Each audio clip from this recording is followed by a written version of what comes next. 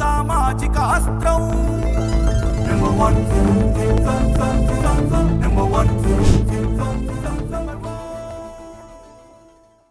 Welcome to number 1 news. నేను నందిని. ఒక చిన్న నిర్ణయం ఒక జాతి భవిష్యత్తుని మార్చేస్తుంది. ఒక చిన్న ఆలోచన ఎన్నో సమస్యలకు ఫుల్ స్టాప్ పెడుతుంది. కానీ ఆ నిర్ణయం తీసుకునే తెలివి, ఆ ఆలోచన చేసే వివేకం ఉన్న నాయకుడు ఉన్నప్పుడే అది సాధ్యమవుతుంది. అటువంటి నాయకుడే ఆంధ్రప్రదేశ్ రాష్ట్ర ఉప ముఖ్యమంత్రి పవన్ కళ్యాణ్. పవన్ కళ్యాణ్ పుట్టినరోజు సందర్భంగా నంబర్ 1 న్యూస్ అందిస్తున్న స్పెషల్ స్టోరీ. జగన్ గుర్తుపెట్టుకో, అర్థాపాతానికి తొక్కకపోతే నా పేరు పవన్ కళ్యాణ్ కాదు, మా పార్టీ జనసేన. నెత్తి మీద కాలేసి తొక్కుతాం కదా, అప్పుడు అర్థమవుతుంది మేమేంటో. ఎందుకు పనికిరావన్నారు. నీ మొహం చూసి ఓట్లు ఎవడ వేస్తాడని ఎగతాళి చేశారు. నీ వల్ల ఏమీ కాదన్నారు. రాబోయే 25 ఏళ్లు మాదే అధికారం అన్నారు. ఎన్నో అవమానాలు, మరెన్నో అవహేళనలు, ఎక్కడికి వెళ్ళినా నిర్బంధాలు, ఏది చెయ్యాలన్నా అడ్డంకులే. అయినా ఎక్కడా వెనక్కి తగ్గలేదు. వెన్ను చూపి వెను తిరగలేదు. సమస్యలకు భయపడి మడమ తిప్పలేదు. సుదీర్ఘ రాజకీయం చేయటానికే రాజకీయాలలోకి వచ్చానని ఎంతమంది ఎన్ని ఇబ్బందులు పెట్టినా ప్రజా జీవితం నుంచి వెళ్లిపోయేది లేదని కరాఖండిగా చెప్పిన మాటపైనే నిలబడుతున్న నాయకుడు పవన్ కళ్యాణ్. ఇప్పుడు నీ మాట ఒక విప్లవ గీతం, నీ అడుగు ఒక తరానికి చిహ్నం, నీ ఆలోచన నది ప్రవాహం, నీ ప్రశ్న రామబాణం. ఇదంతా ప్రజలకు తెలిసిన, ప్రజల మనసు గెలిచిన పవర్ స్టార్ పవన్ కళ్యాణ్ ప్రస్థానం.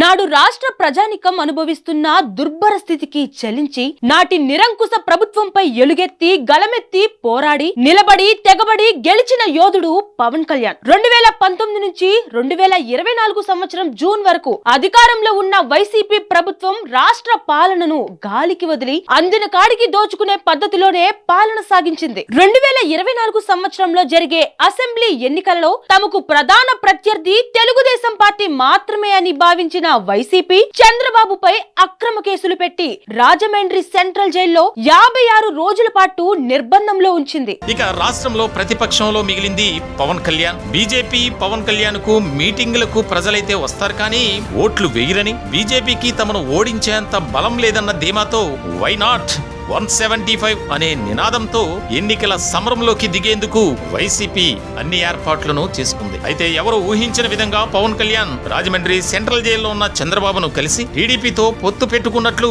అక్కడికక్కడే స్పష్టంగా ప్రకటించారు. అప్పటికే బీజేపీ తెలుగుదేశం పార్టీల మధ్య సంబంధాలు అంతంత మాత్రంగానే ఉన్నాయి. అటువంటి స్థితిలో బీజేపీని కూడా ఒప్పించి కూటమిలోకి తీసుకొచ్చి పొత్తు కుదిరేలా చేయడంలో ప్రధాన భూమిక పవన్ కళ్యాణ్ పోషించారు. నాడు నాయకుడిగా పవన్ కళ్యాణ్ తీసుకున్న నిర్ణయమే కూటమి భవిష్యత్ తలరాతను మార్చేసింది.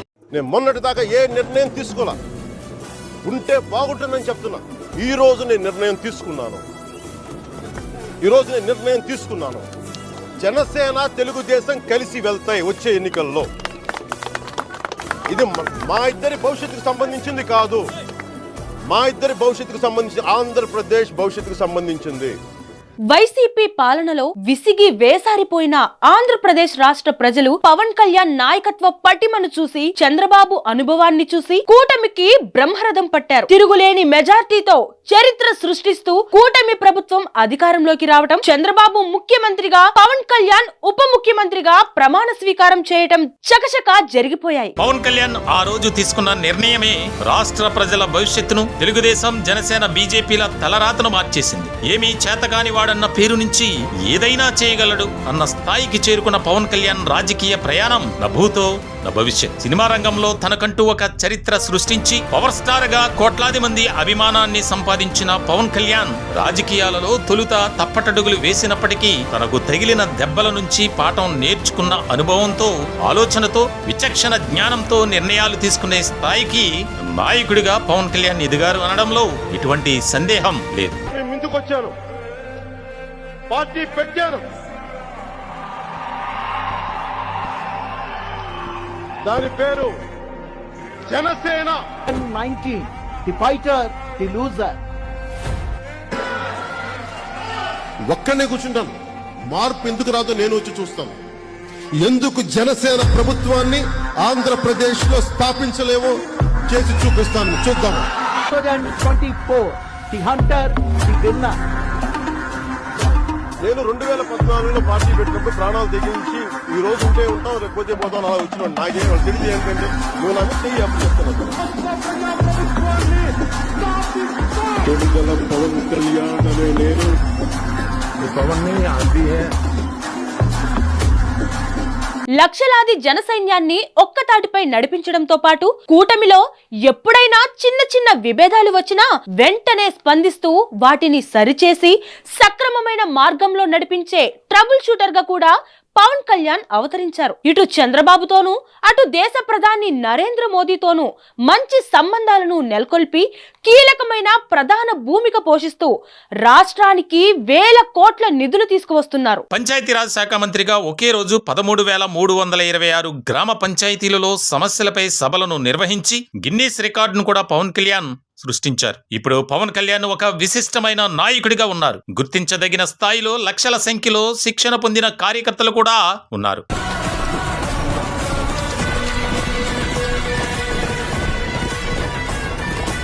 దృఢమైన నిర్ణయాలను తీసుకోవడంలో రాటుతేలిన పవన్ కళ్యాణ్ భవిష్యత్తులో మరింత ఉన్నత శిఖరాలను అధిరోహించాలని కోరుకుంటూ నంబర్ 1 న్యూస్ మరొకసారి డిప్యూటీ సీఎం పవన్ కళ్యాణ్ కు పుట్టినరోజు శుభాకాంక్షలు తెలియజేస్తోంది. పుష్యమి నక్షత్రంలో 28 ఏళ్ల కింద పుట్టాడొకడు. నేరేడు పండు లాంటి కళ్ళు, హరిటాకంత చెయ్య, తుఫాన్లో మాట్లాడతాడు. నేల ఒళ్ళు విరుచుకుంటుంది సిద్ధ.